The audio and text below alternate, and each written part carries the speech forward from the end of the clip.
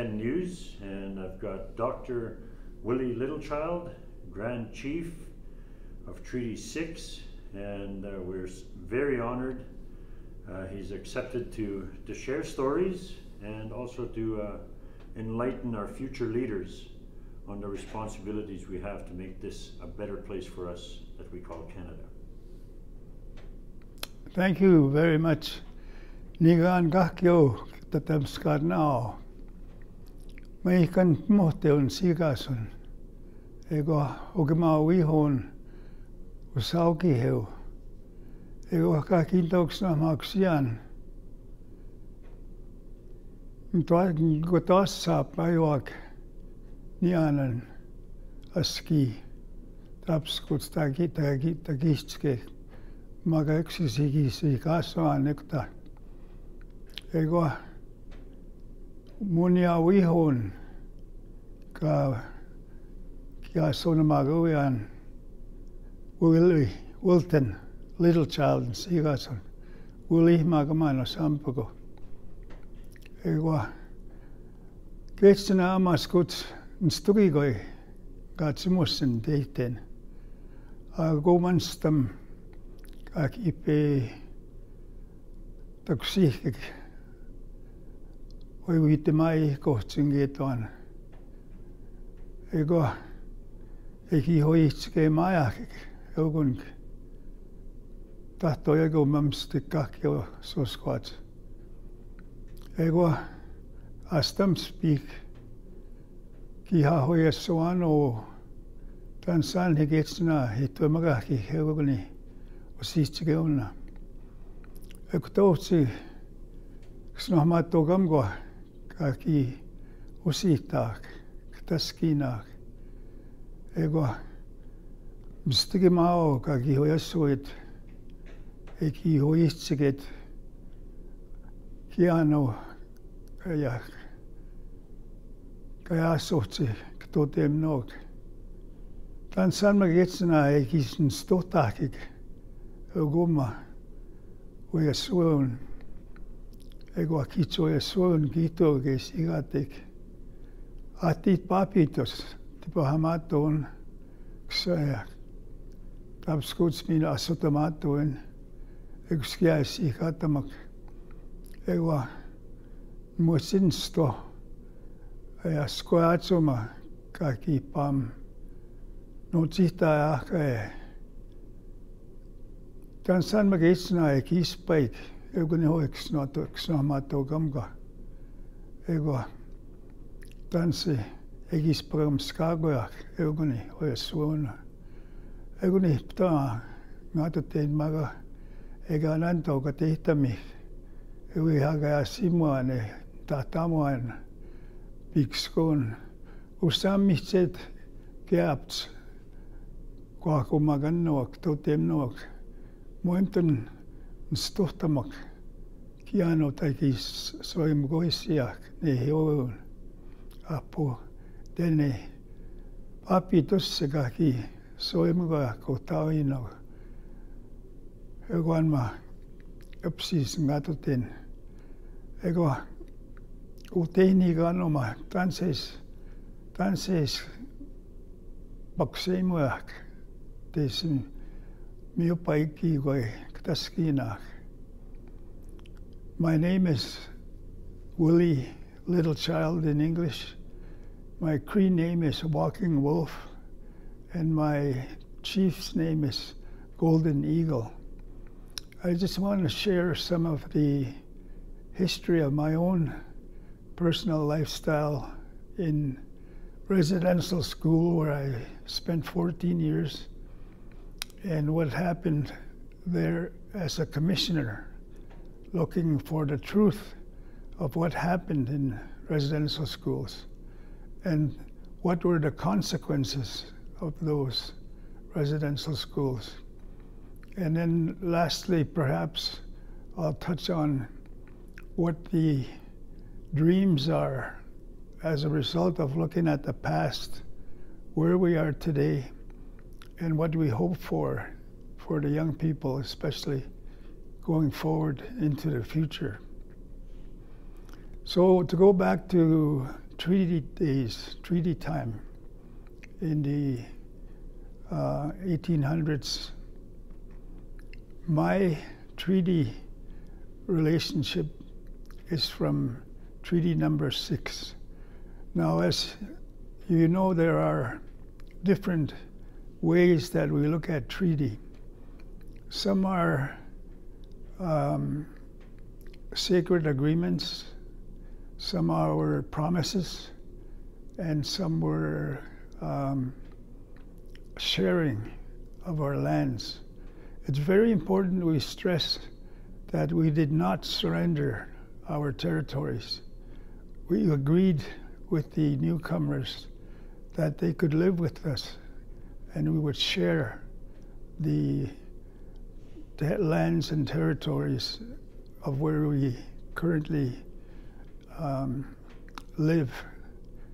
And the history that's incorporated into that about the residential school era. What happened to the children that were taken by law away from their parents and put into institutions they called residential schools. Some call them boarding schools. And then there's a consequential, because of history, different kinds of schools as well as, I mean day schools. Some students went to residential school but got to go home after school. And then some were day scholars and had their own school. So they never were a part of the residential school history as residents. And then thirdly, the consequence of the history as it reveals itself and taking the good aspects of that and trying to shape a future for our children yet unborn, because they will inherit this history. So those three aspects I would like to share with you. First of all, there's pre-Confederation treaties. In other words, there were some treaties before Confederation of Canada. In fact, we had treaties among ourselves before the newcomers came into our territories. We treated, for example, meat for fish or potatoes for fish. We had a bartering system in a sense by trading with each other as treaty nations,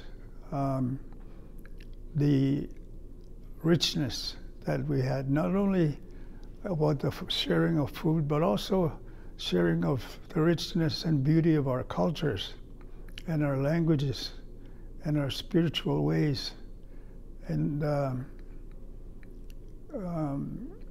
to fast forward that part of our history, we need to look at how did our forefathers, when they were discussing treaty with the commissioners, Her Majesty Queen Victoria's commissioners, how did our ancestors understand that agreement? And how were they interpreted by those that were accompanying the commissioner as interpreters and translators?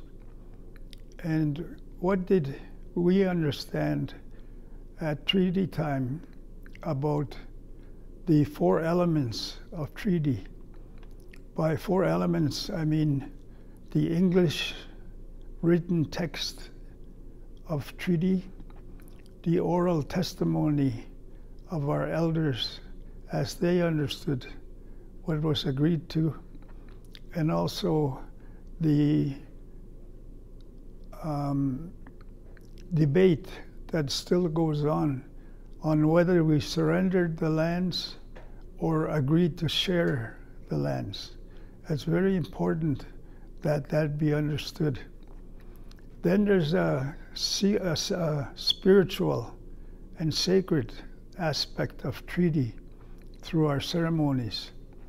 And then how have courts interpreted the treaties when they were taken to court? So there's a need to look at those four elements in order to understand treaty properly. How the interpreters interpreted what they understood was going on in our language during treaty time. So there's a big difference in the understanding of treaty because of that. One of the ways it's misunderstood is they are sacred agreements, and there are stories behind those evidence, I'll say, of our elders, of what went on at treaty time. And then what happened in courts? How did the courts interpret our treaties?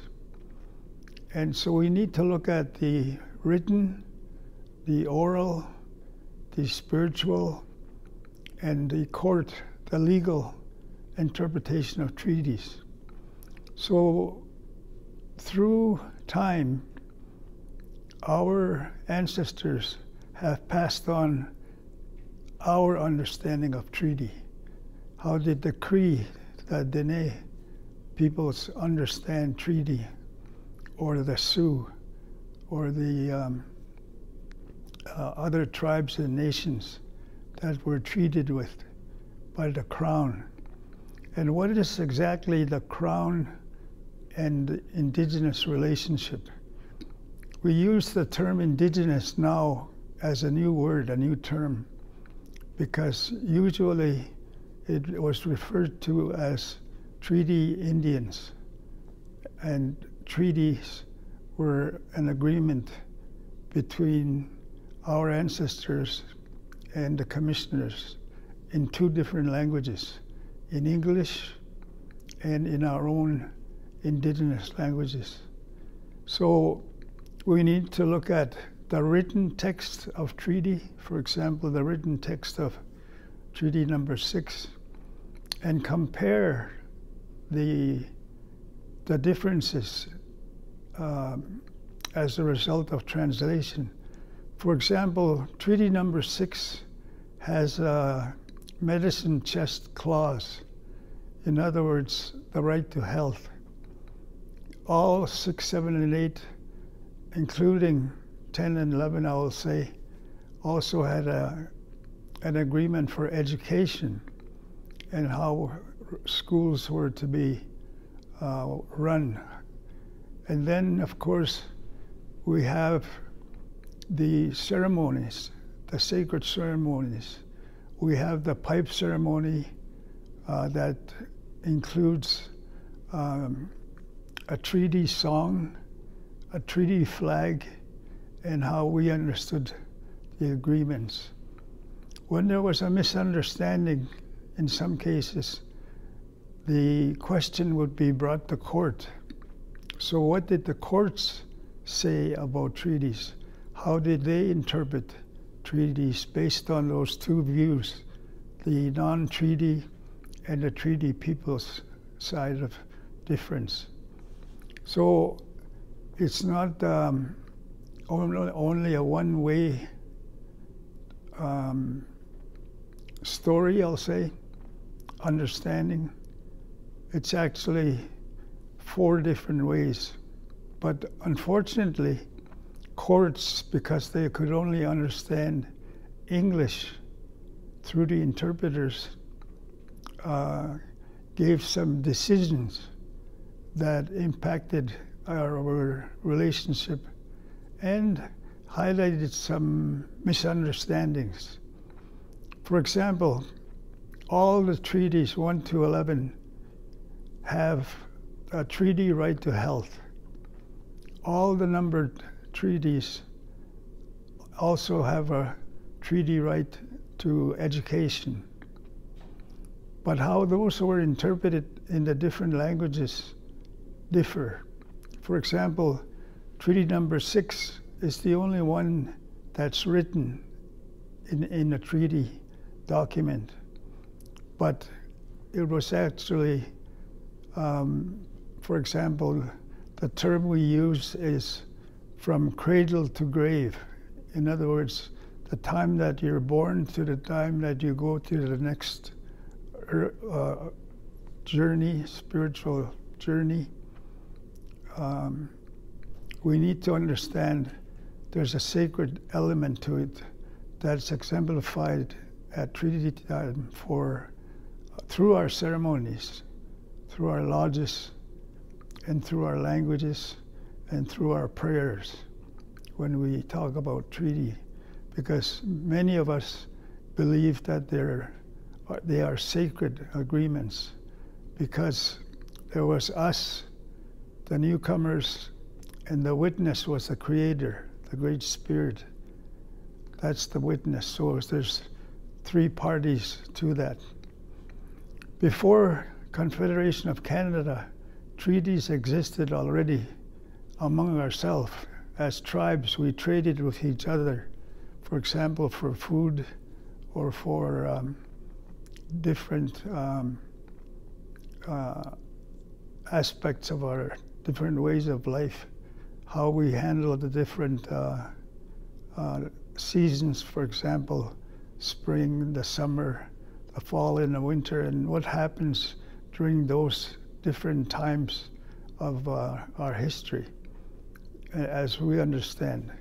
For example, in the fall, what happens in the fall, and what happens during the winter. Now, one classic example where there's a misunderstanding is in the terms of treaty that were interpreted by the courts through legal arguments in a different language, that we surrendered the land. And elders, I have never heard any elder, I've never heard interpretation by our elders that we surrendered the lands, that we gave up the lands. Because one of the ways we view treaty is that it's a sacred agreement.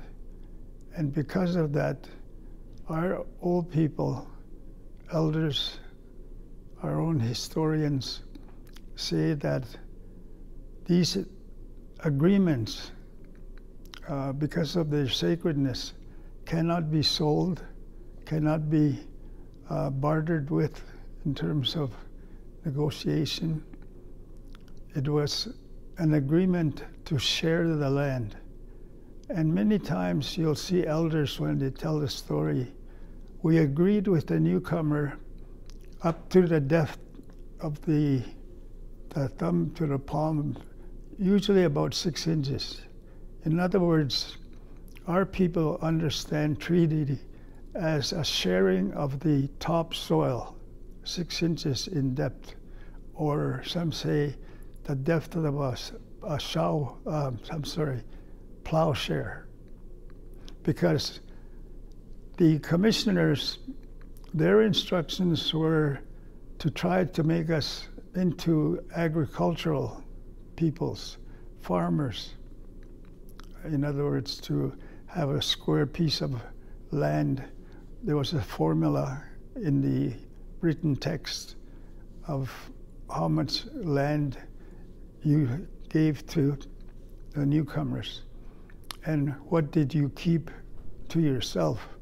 That's why in our language, in some areas, people refer to treaty as skungan, eski skunamasoyak, muikto mekinano, eki oyetamak, kiam tawich ayakiko kape na tagote taskina, kiam kauhayakik aski tohtihots kuisto aukta kakstigets papi toskigoy.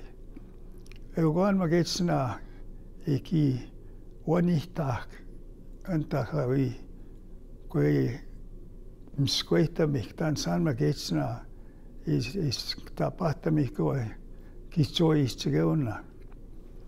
te piakti eki auihaakik. Te piakti apo eki te tue kia nomana kis matsihoyak, kis pikskoyak, kis soituen se manto tan salmis tapahtamak euguni hoi pappi tosse tapskot ngamon no ma heitoko ayak we pastek mana ayak atit spoihamak ngamon ego atit nimihtok ego atit ngamoak ego matsimon ego minapko kan stohtamik usam wapsku ngitwan ptama wapsku nstam gatagotet moiktos nstohtoano moiminak uya kitsns tohtagono ego se papitos itasteu ego anma kitsoi tsigon tapskotsohti aksuonoma nstamga nihtaugin skuiko karakataskein egonehni ektaan hegoni tagikte kisksko moja tapskots ntataskia po kisksnamaksine apopugo teituik tanssimakego ekis skonamassoyak ego ki hoihtamo kieva ktotemnog kani oitsigets tapskutsuma tan maigokaski skonamassoyak ego tan maigokaski hoihajakik kaki pebe takotetskota ego se koyassuehkoma oyassuogamkok papitos kis ituehtaok uiao usamo piksko nuo uiaptsitats ega simuts apohatite mstkosimutsk ektahatit wahon sitauk ugani haninstam kaki oistrek kispen ehaksit auiak ki kanoapamko ngituan kakayasimok a right to health apo ksnohmatonoma ksnohmasoin ki pitosminekta ki tuittauk moihkaatsoyak betoake tetuit eki paknaakik toasims nok tudnaatskaya amheuinoak amheuskoak apo papitossogi oksnohmageuk egohtan tou oppigiak ngeituan eguno oksnohmatogamgok eki maskam kuutsik kitsannok ektahan manstam ka maskamitsik kitsannok utaasum suava ektahan magapaskiskumik mstahikiwai tapskots kipikskoonno mootspaknitskoassak tapikstani joisk tapskots ksnohmatogamgok moimina otspaknamak tapskotsum papitos kis ayak masksina ngetuan papitos ayak eki ayak masksina apopko ayak mtasak ego ayak suskots kahki ogikoi kahki neho matsihojaksi eguni ayak papskis papakita katat mas kamukaulano. Kutautsego ita ke tohta piis takohteets ktaski noego. Ekutego uyo ki hoyasog eki miajahkik eguan maski. Magakehteek kaakike itook muajamnis ataoageak aski eki ohajahkik kange apoppago itahea kustik kian onmak maski kimnau eki ajak miukawajak matsik ego peageugo kaki wanihtak oyasuogamgok kapitkohak tapskuts first aid kit eki sikatakik muniao kuyo oyasuogamgok maga maskikiuat sanma eki wanihtak ekta tahtoge kaki skeitakik papitos oma kai kes auksitaujak tamia atkao eki takotsik notskoisoak notuak ego ksenoak ego hermeki eki oppe asuatatsk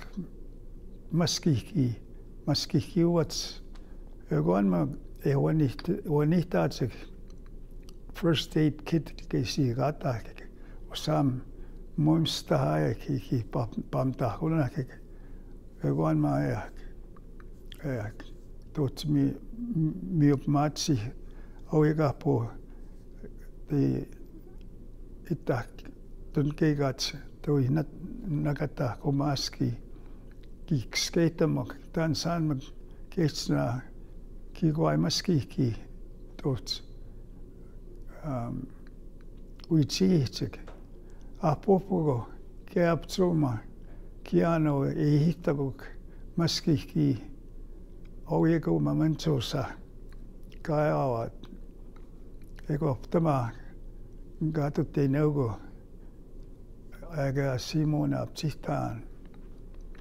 At treaty time, the language of negotiation was English, and there were interpreters for both sides, the commissioners who were representing the Crown, the Queen Victoria, and our chiefs and our headmen that negotiated treaty. They argued to this day, we did not surrender the land through treaty. We agreed to share the land for the depth of 6 inches or the depth of a plowshare. In other words, we retained the rest to ourselves. That's where the word reserve comes from. We reserved what we did not agree to share with the newcomers. We kept it to ourselves. We reserved those rights. Just like a bundle of rights. If you have a bundle of rights, you have a bundle of a right to health, a bundle of a right to education, a bundle of right to live on Mother Earth, to take care of Mother Earth, and to have clean air and clean water. That's what was misinterpreted in the courts mainly, and sometimes in the interpretation. The treaty right to health, for example, was interpreted as being like a first aid kit, and education by way of contract was also misunderstood. They call it a little red schoolhouse. The way our elders speak is that Creator gave us a right to education from the time you are born till the time you leave Mother Earth. And how do we take care of Mother Earth? Their side of that story is they were trying to make us like themselves. In other words, to assimilate us into their society, into their ways of being, the ways they ran education. No one can identify where education was surrendered to someone else. In other words, you will not be able to find anywhere where we said we want residential schools or we want boarding schools. It was a cradle-to-grave right to health, education, and then there's the notion of day schools where a child would go to residential school for the day and go home in the afternoon after school.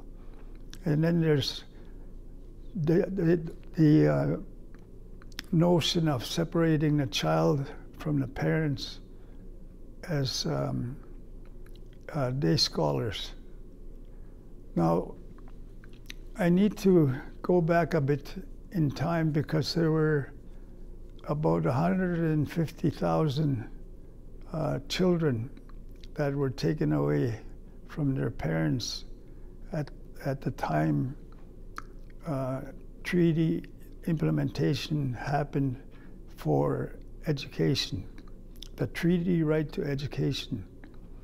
You have a right to education from cradle to grave.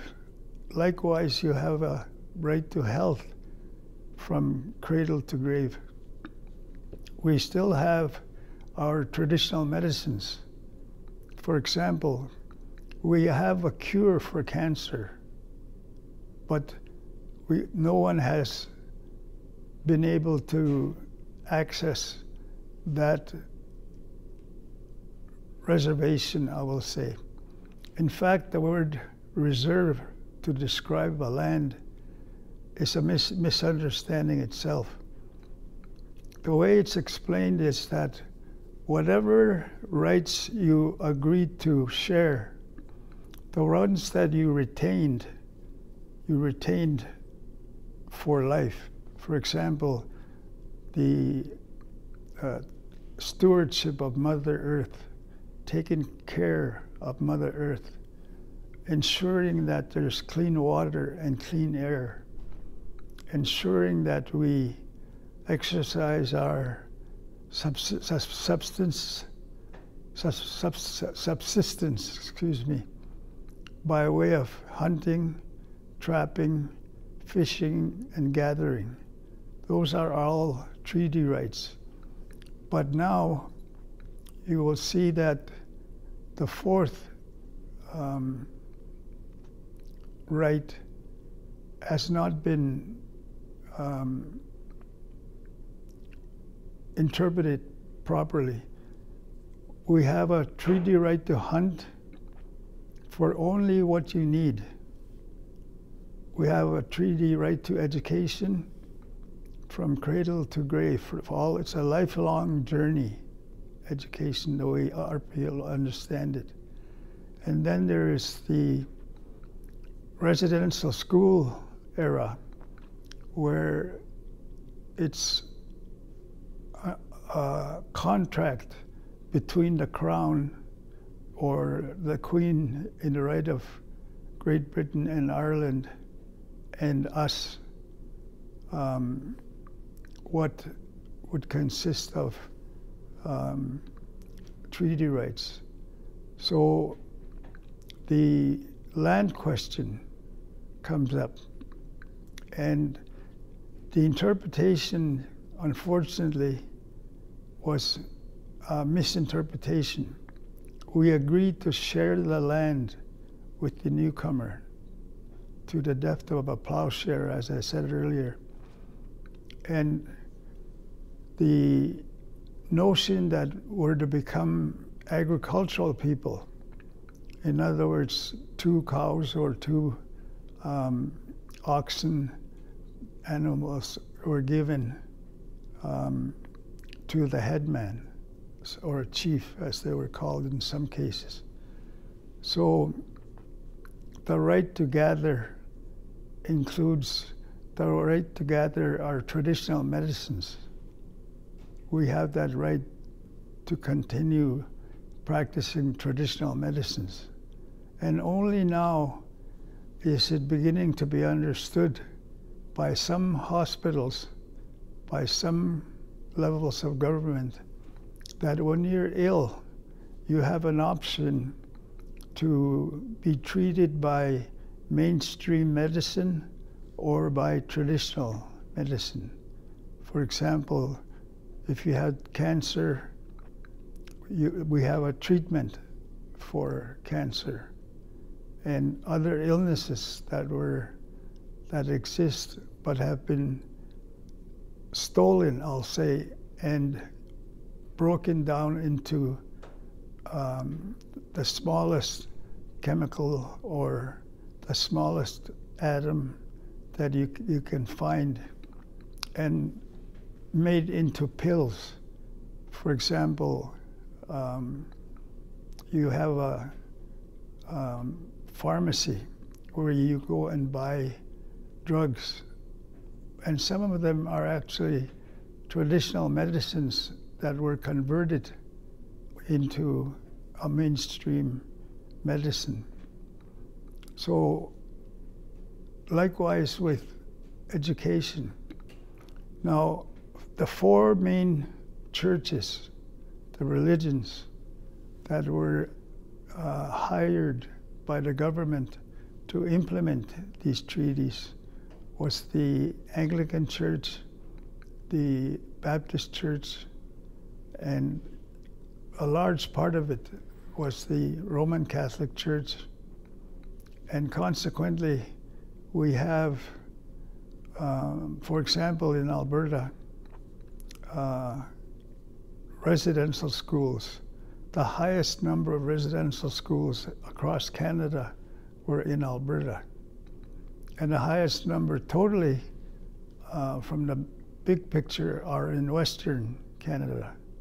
So what were the consequences of that contract between the Queen or the Crown and our headmen? Well, we were to survive the way we've always survived.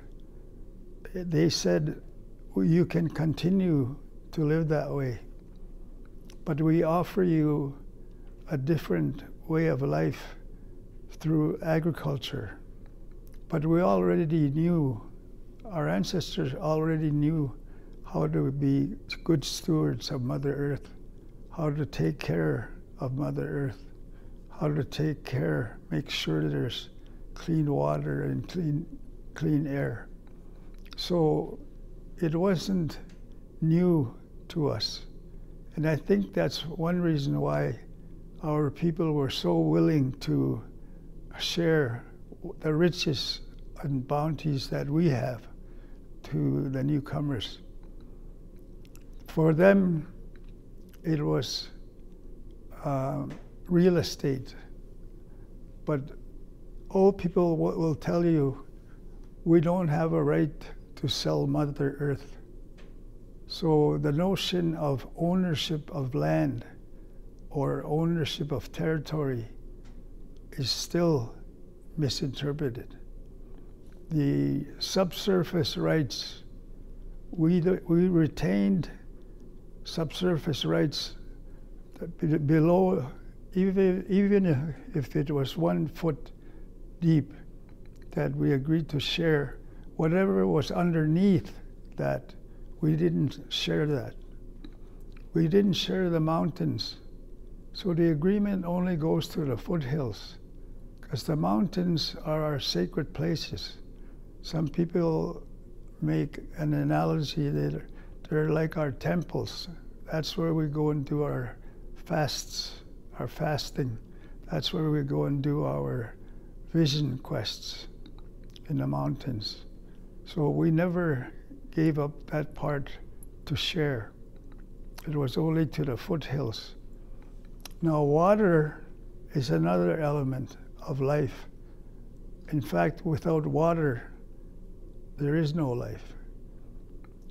Nipi, when we say nipi, water, like this water, nipi is a short form for niya bimatsuin. So when you take water, it's to keep you alive, not only to quench your thirst, because niya bimatsuin was shortened into nipi. So it's actually, I am life giver, is what water means to us.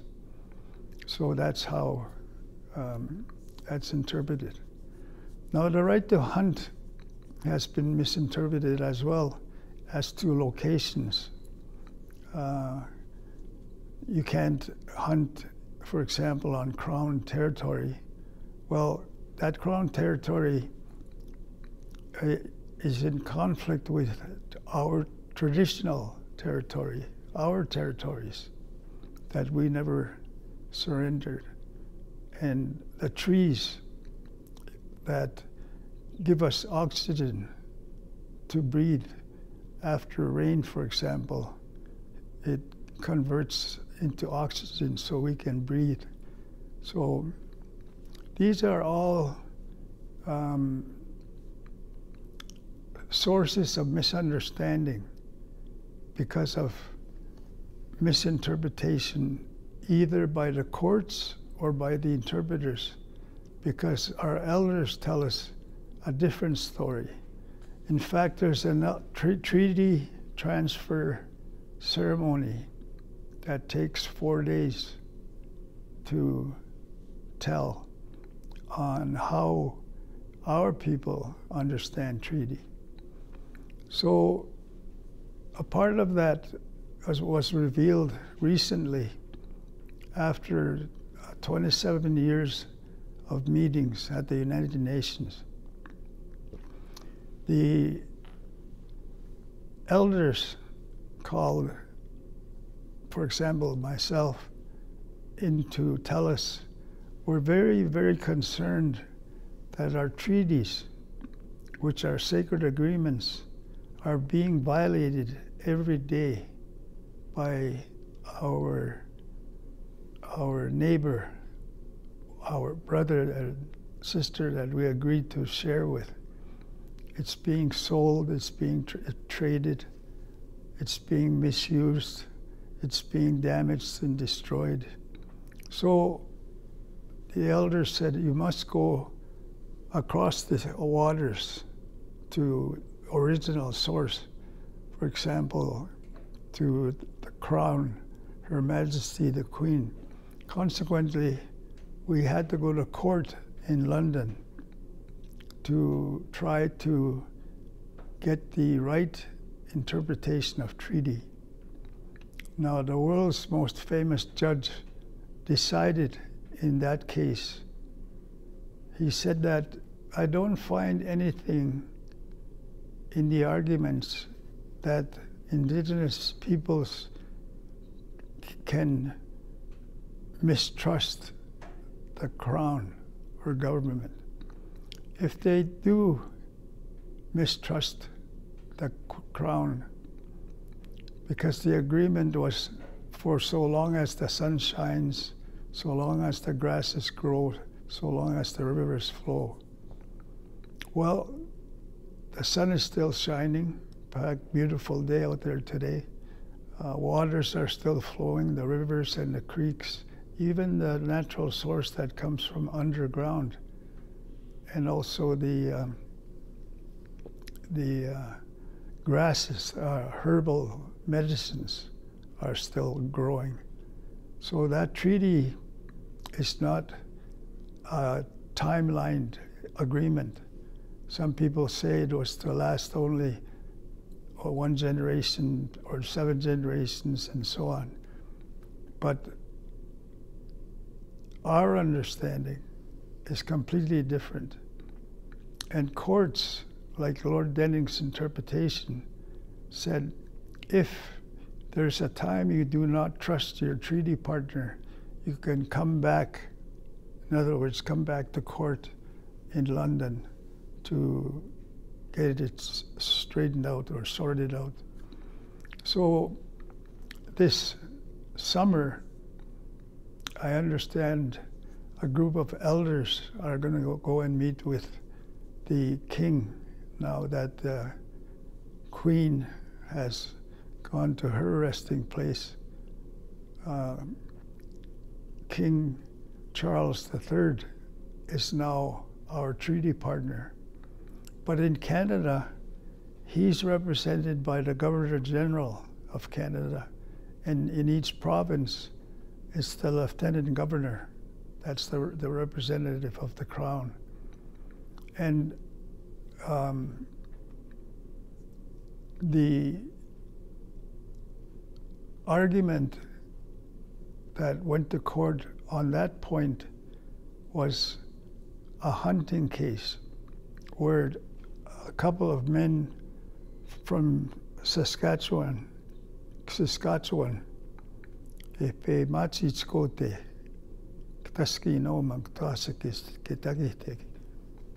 they came to hunt, exercise their treaty right from Saskatchewan to Alberta, and got their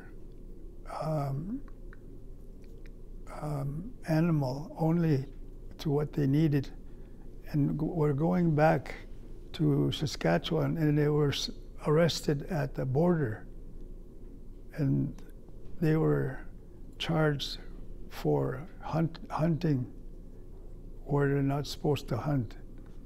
Well, they challenged that court and they won the case. And the reason they won the case is that Alberta and Saskatchewan did not exist until and only since 1905, whereas Treaty 6, 7, 8, 9, 10 all pre-existed the newcomers putting boundaries between us. So there's a Treaty 6 boundary, Treaty 7 down south, Treaty 8 up north, and in Saskatchewan including 10 and 4, and also there's a part of Treaty 6 in northern British Columbia. Those are all new geographical territories that we never surrendered. So the proper understanding of treaty, including the treaty song, the pipe ceremony, the sacredness of that treaty is still alive today. So then why did residential schools start? Well, the Prime Minister of the day wanted to change who we are, try to take away our identity. So he sent 2 men to go and study, one to France and one to the United States. And they came back with what they discovered. In the person that went to France said, if you want these people to be like us, you have to take the children away from the parents. And the one that went to United States, they already had a boarding school. So he went and came back with a report that was similar. When you look at the French story, there was also a part of which was about discipline. If they speak their language, they must be punished. If you don't want them to be continue to be Indians, as we were then called, then you have to take them away from their parents. And the person that went to the United States added on to that the contracting of 4 main churches to run the, not only to run, actually to kill the Indian in the child. Now, how do you kill the Indian in the child? Well, you punish them when they speak their language. You punish them when you see them wear their moccasins. You punish them when you see them having sundance or a round dance or another ceremony, a different kind of ceremony. For example, the rites of passage for boys and girls. Those were all prohibited. So some people actually went to prison because they were trying to protect their children by not letting them be taken to residential schools. They were actually went to prison because they were protecting their children. So the era from the 1800s, for example, in my school, 1874 to 1976, it says on the stone, but I think it was 1974. Anyway, a long era of residential school. So you were taken by law away from your parents. Now, what happens to a child when you do that to them and you put them into an institution and they can only go home at Christmas or Easter or during the summer? Some children couldn't even go home, so they stayed in the school for the whole year. So the churches contracted these schools and ran them in a way like an industry or a business, and not so much as an education purpose. So the unfortunate consequence, terrible consequence we found out through the Truth Commission is what happens to that child when you take them away from their parents.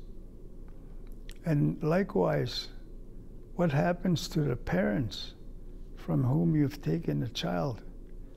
And parents, in order to protect their children, didn't teach them the language or didn't teach them our ceremonies. So we lost a bit of our identity that way. The first day of school, your name was taken away from you and you were given a number. My first day of school, and from then on, I was number 65. Number 65, pick that up, you stupid. Number 65, why did you do that, you idiot? It was never your name that was used. My name, Maikan Mohteo, was not ever, it wasn't even allowed to be spoken. So in order for us to become like them, to be like, and unfortunately the only word that I can use, to become like white people, we were to become farmers. So at treaty time, agents were appointed to watch over the community, now called the reserve. And even reserve is misinterpreted. We reserved certain lands to ourselves. Skungana. And we reserved our ways of spirituality. So there was a clash between religion and spirituality and language. So we were forced, literally, to go to church every day, for example. And you had to pray before and after meals, breakfast, lunch, and dinner. And you were to pray before you went to bed. Now, some people consider that's okay, that's a good thing about the residential school era. But we have our own way, for example, through the Sundance, of honoring Creator, through the fast, through the dancing, to the sacred pole, and all of that lodge, the way it's built. It would be interesting, I think, to look at what are the commonalities that exist between the indigenous and non-indigenous peoples. And I think you would find there are more similarities than differences. So the residential school era created a very, very serious trauma on children because they were taken from their parents. And just the fact that you've been taken away from your parent in numbers, in the hundreds, in the thousands, was a very serious traumatic experience for children right till today as we speak.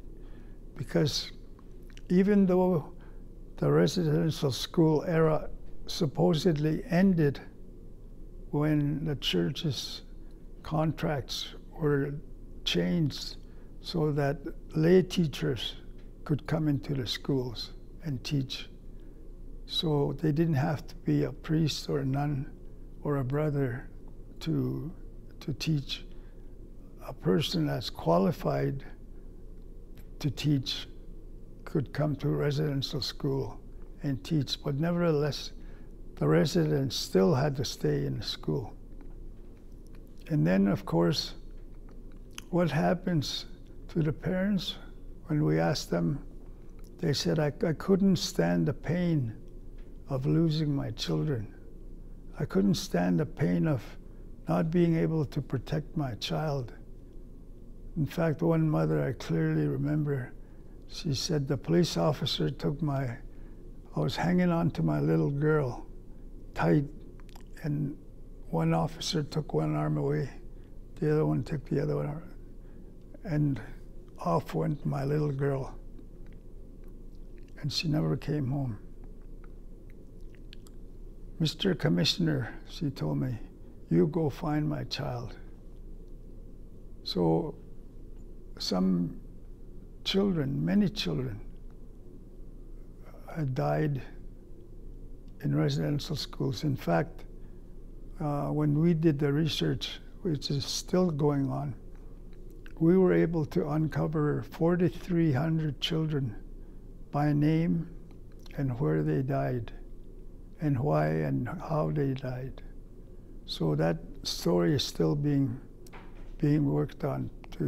In other words, the truth is still more and more coming out. For example, through the unmarked graves, where there's a graveyard and children were burying children. And so there's grounds by the schools where the children are buried to this very day.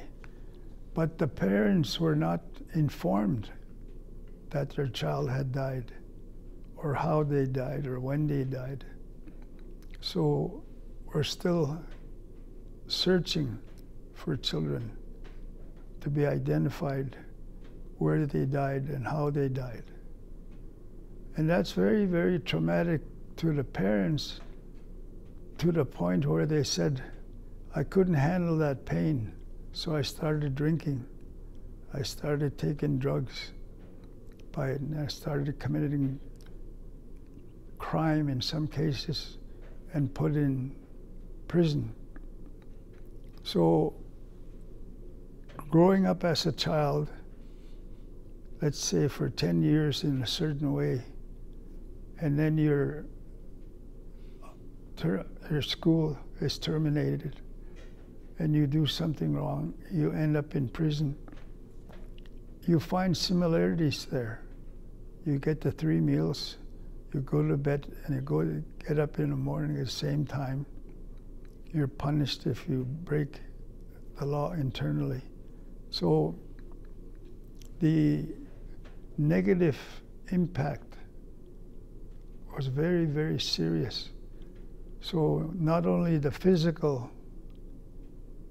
impact, the mental, emotional impact, the impact of culture being lost by being prohibited.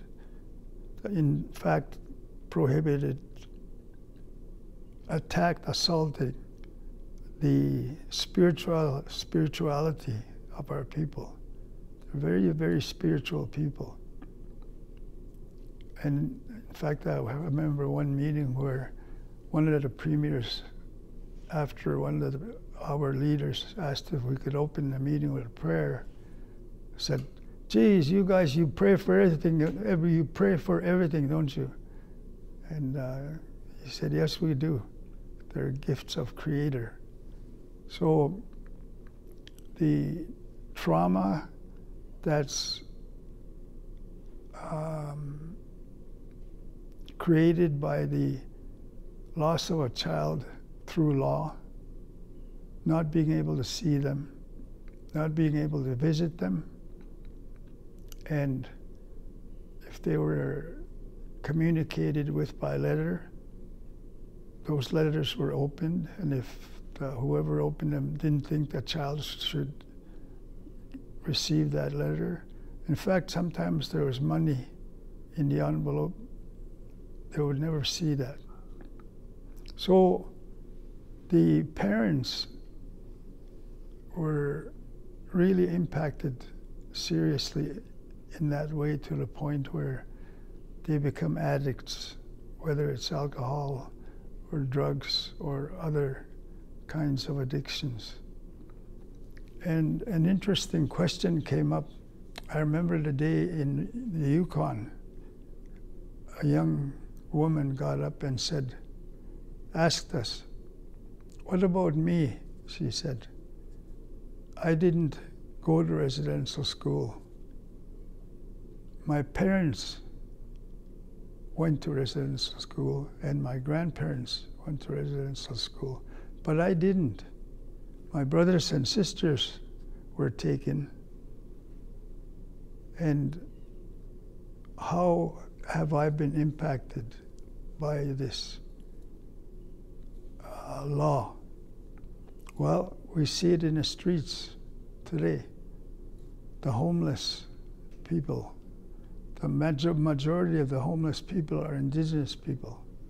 The majority of those that are taken away for adoption or foster care are higher now than the days of the residential school era. So in a sense, the name has changed. Residential school to the welfare system, or what's called welfare now, because somebody else is being paid to take care of that child. So what happens to that child when they lose their identity, like they lose their name, or their name has been changed, or they're sent off somewhere else in Canada or United States or around the world somewhere through adoption? What happens to them? What happens to the household where there's 10 children, 5 went to residential school and 5 didn't? And we wonder why such a high rate of our people, our brothers and sisters, have become addicts, different addictions. There's no wonder why we fill up the prisons today. Their highest rate of incarceration is still between indigenous men and women. Even children, by way of what used to be called reform schools, or the term makes it sound that it's a better place than being out on the streets and so on. Nevertheless, they're still separated. And I think that's where the real crux of the problem is. The family bond between a parent and a child, in some cases, has been cut. In some cases, it has been severely damaged. In other cases, it was damaged so that we still see it unraveling in the streets of our cities, our towns. Just take a look at the prisons. Who's in there? Who's in the youth detention centers? So the era of separating the child from the parents still continues today. In fact, it's higher today than it was when the residential schools existed. So we have a lot of consequences to deal with. One of the ways that we try to deal with, of course, we're fortunate that some brave souls went into hiding, and they went into hiding to protect the Sundance, for example. So they went into the bush and did the Sundance ceremony. They did the other ceremonies, or traveling at night when they couldn't be seen or caught. In fact, in order for some parents to leave the reserve, they had to get a permit from the Indian agent just to go to a city for something in order to come back with something valuable to the family. So the permit system to leave your own land to go to a different part, that also had a serious consequence. So not only is the child under severe trauma, the parents, the first generation, second generation children, they all have been impacted by this traumatic experience of removing a child from the parents. So it's no wonder now that the focus be on the strength of our peoples, the rich diversity of our peoples, celebrate the rich number of languages that have survived. We know globally, because this is a global issue, that one language dies every 2 weeks. One indigenous language dies every 2 weeks. And I heard a language die myself. We were at the United Nations meeting, and I was asked to go for permission to open a meeting with a prayer. And I was told, the lady looked at the chairperson and said, "How long is that going to take?" "I'll give you 3 minutes." So I went back to the meeting. I was real happy because there was elders had joined the delegation. And I said, "We can open the meeting with a prayer." And just as it would happen, Creator works in mysterious ways. There was 4 elders that had brought their hand drums. So I went back to the chairperson and I said, we've got 4 elders that will open a meeting for us in our way. So they were given the floor to sing a sacred prayer song. So they're drumming and they're singing. And she pokes me and she says, Mr. Littlechild, how long is this going to take? It's already 7 minutes. And I said, well, they're elders. We need to respect them and let them finish. So she did. But the reason I tell people that story is that the United Nations operates with a bundle of rights: economic rights, social rights, cultural rights, civil rights, and political rights. Now there's a new right that's been taken on called a spiritual right. And that was a contribution our people, through the elders, gave to the world. Every meeting now starts with a prayer. Every meeting ends with a prayer. And there's also now a new right, a right to spirituality.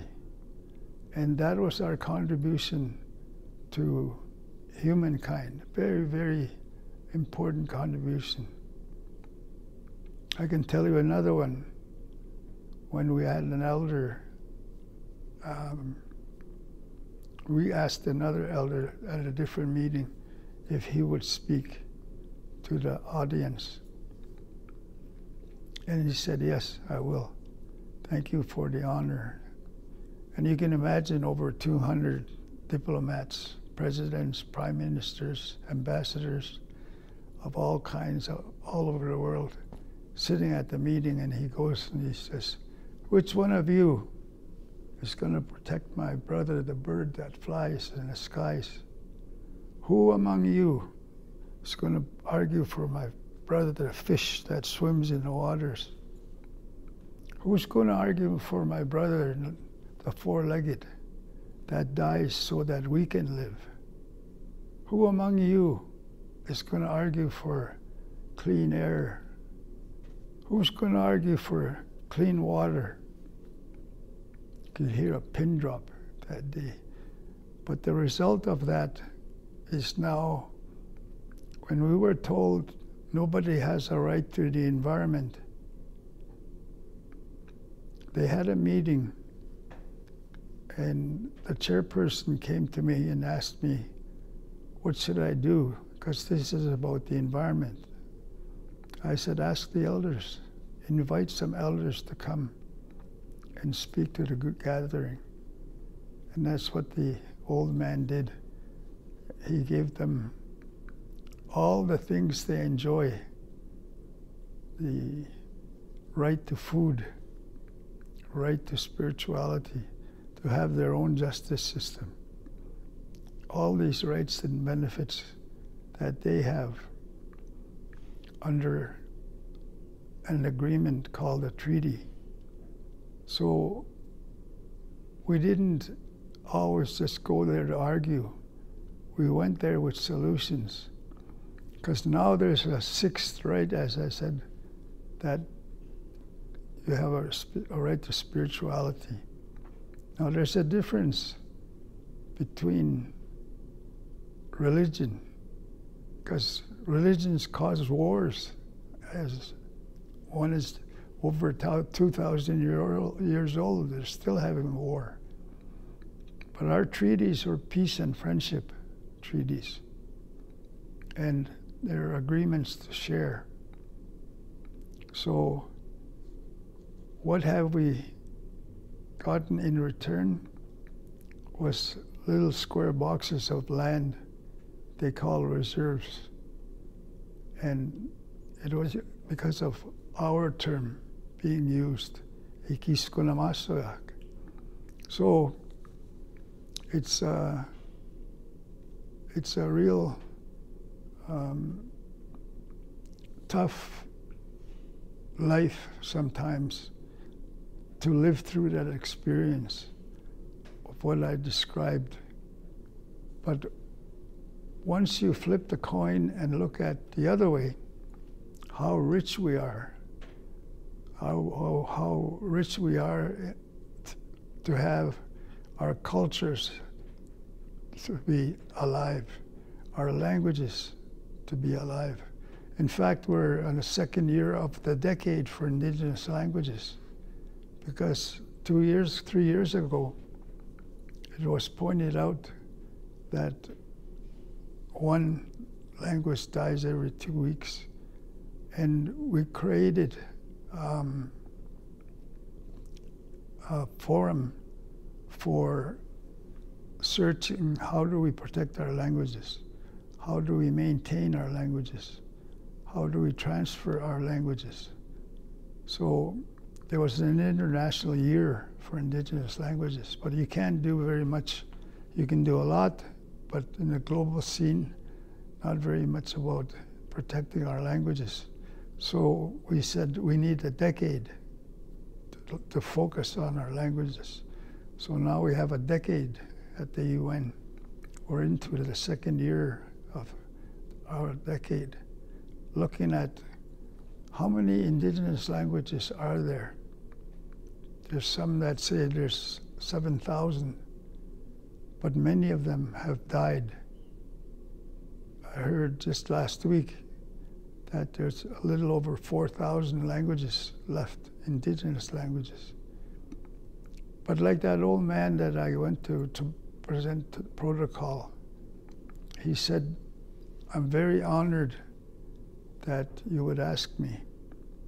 And yes, I'll open the meeting with a prayer. But listen to my voice. Listen to the words that I'm going to use. And try to remember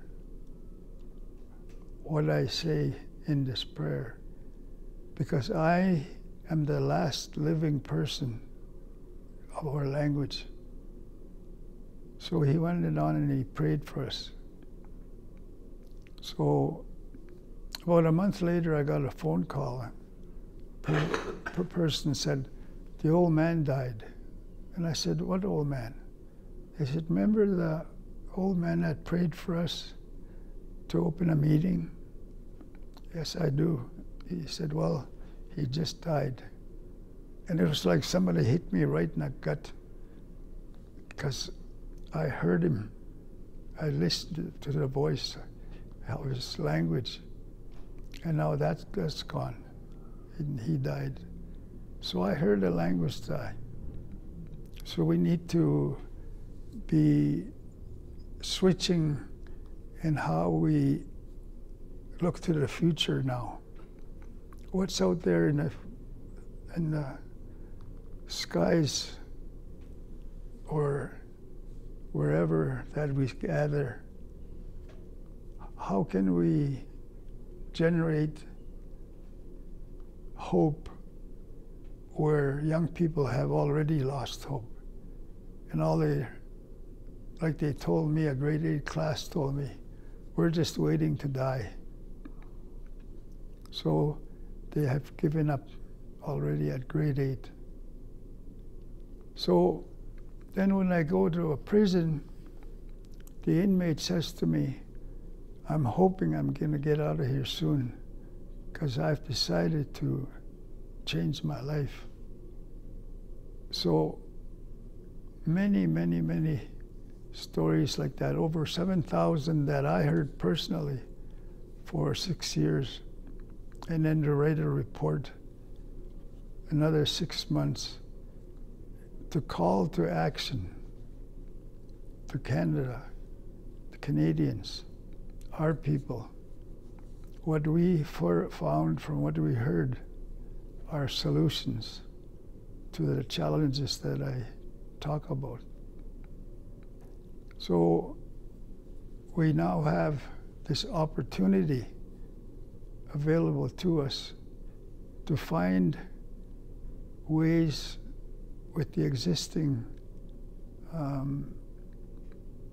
tools, I'll say, on how to keep, reinvigorate, strengthen, and maintain our languages. Because we're told by old people, when you pray, let's say you light a sweetgrass and the smoke rises, the moment that smoke rises to Great Spirit, He's already heard your prayer, and you'll get an answer. Sometimes it might be no, but sometimes it'll be yes during your prayer. So not only have we have a new right to spirituality, we have now time where the world is focusing attention on our languages and consequently our cultures, our rich culture. I do have a diversity of our cultures. We have an opportunity now to work on that and change it to focus on reconciliation.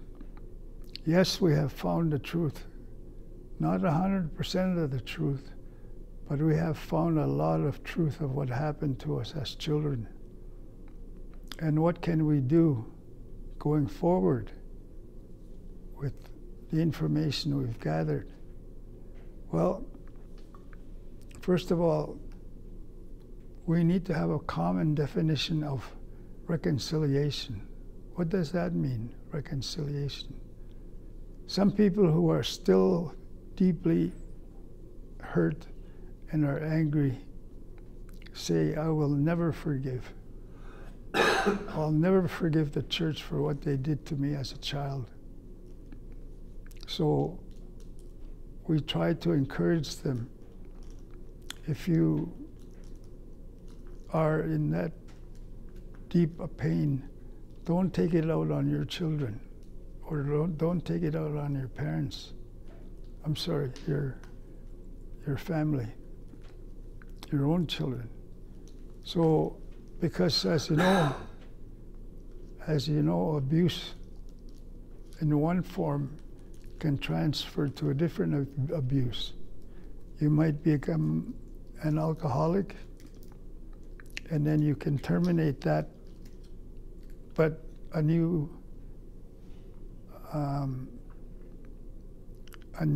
impact may take over because you've stopped drinking, let's say, or stopped taking drugs. A different addiction might arise. So we have to be on guard for that. So what do we do going forward? What is reconciliation? What does it mean? Some people say there's no such thing as reconciliation because we never had conciliation to begin with. So what am I going to reconcile? So the first step, I think, is to look inside yourself.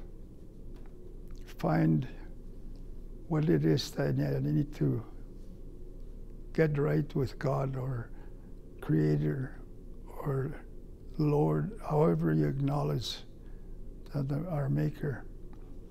To work on yourself, to see what do I need to reconcile to change my life. What do I have to reconcile to look at my family and ask yourself questions about how you're treating your own children. Are you treating them the way you were treated? Unfortunately, most times that's how we do it. We punish in a way or try and correct the behavior of our children by how we were punished. I, for example, heard stories of students woken up in the middle of the night, given a toothbrush, and to wash the floor with a toothbrush, especially the dust between the tiles. I remember a family of girls telling me that. We have to get up in the middle of the night, and our mom is watching us, making sure that floor is clean by washing it with a toothbrush. Some will tell you from behind the prison walls why they're there. It's because nobody cared for me. Nobody loves me. I feel abandoned. And those are all things that we can do something about. Then we look at the family. Apologize to your children for not being a good dad. That's what I did. And it was tough to face my children and say, I'm really sorry. I was not a good dad for you. And we'll change it by doing this together.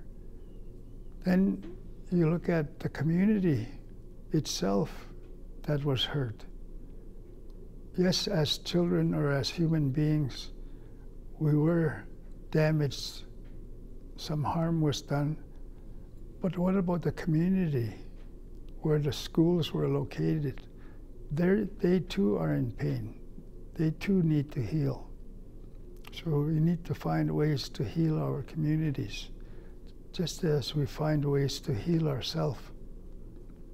So the future is, for me, when I'm asked what can I do, I say, look at the 94 calls to action that we call for change to happen in Canada. The residential school history. Now it's happening in the United States. They're starting to do that. Research on their boarding school system.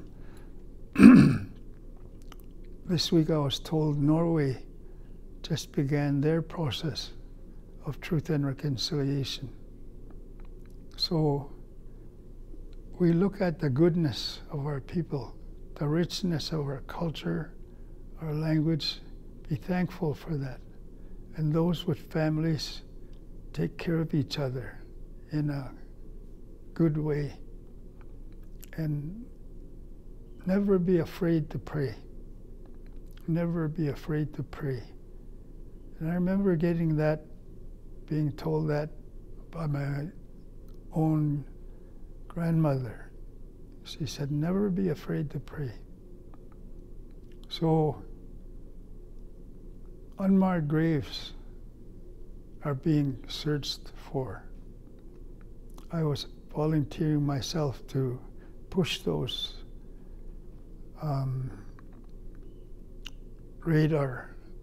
underground radar machines to find missing graves. And I was able to find my grandfather and grandmother who raised me because we placed headstones where they're buried. My dad has a veteran's headstone because he was in the war, Second World War.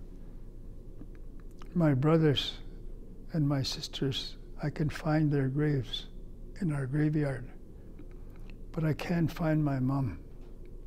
To this day, I still can't find my mom's grave because I wasn't allowed to go to their funerals because I was in boarding school, residential school. My grandparents raised me. I'm very, very blessed in that way.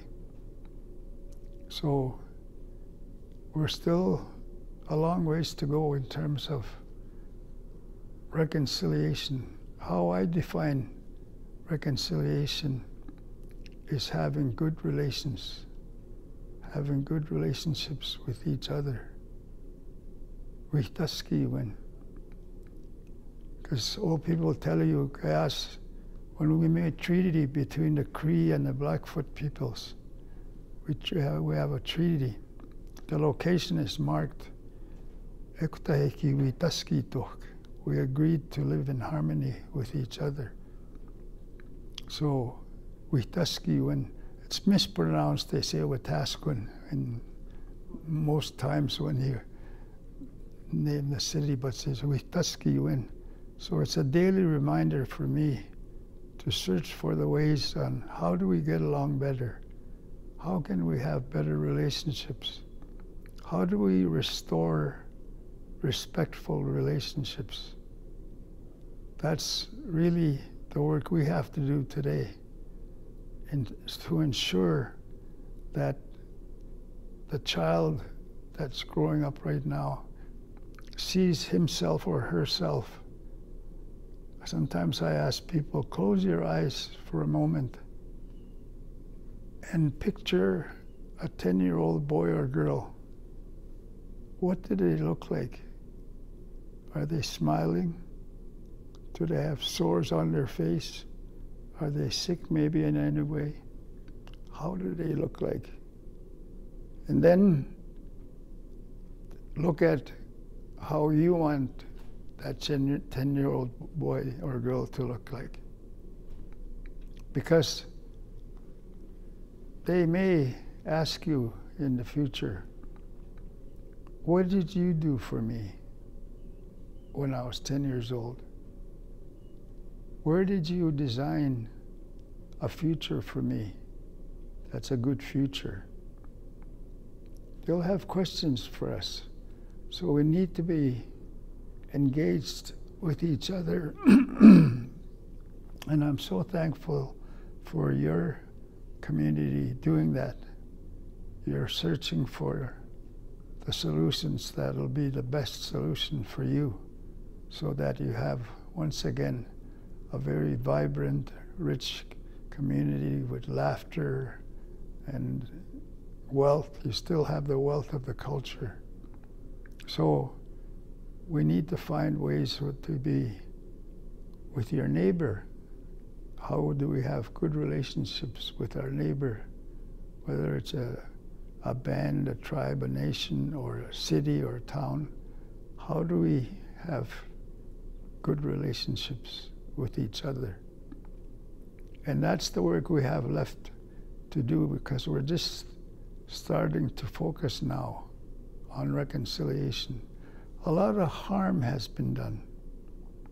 And the Prime Minister himself, and I always thank him for getting up in the House of Commons on the floor and talk about the harms that were done during residential school days, and apologized on behalf of Canada.